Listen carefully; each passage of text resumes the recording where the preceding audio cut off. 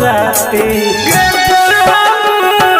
कहिया तू जभी ससुराल कहिया तू जभी ससुराल।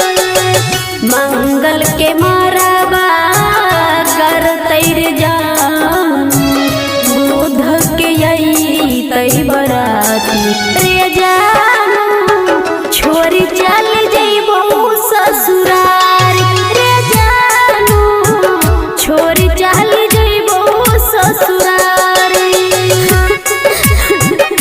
अरे पगला जिसको मैंने तारीफ किया वही मुझे भूल गए, जिसको मैंने तारीफ किया वही मुझे भूल गए।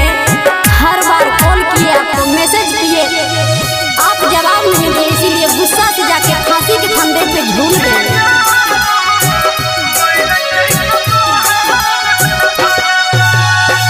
काठ के करे जवाब नहीं है रे जानू काठ के करे जवाब नहीं है रे जानू देख देख जीली है फोटोबा रे जानू कबाहू नहाई बहु भेटवा रे जानू कबाहू नहाई बहु भेटवा।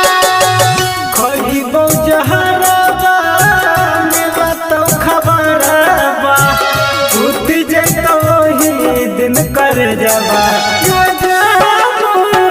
मर जइतो तोहर लभरबा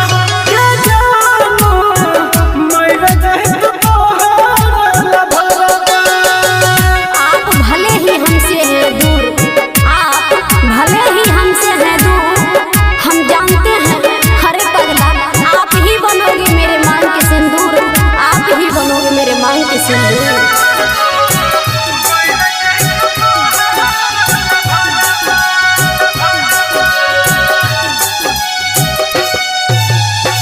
शंखपन भोरबा भर तैर जानू शंखपन भोरबा भर तैर जानू पैर जैते वही दिन से नूरबा रे जानू पोछली है अपन तुलुरबा रे जानू पोछली है अपन तुलुरबा।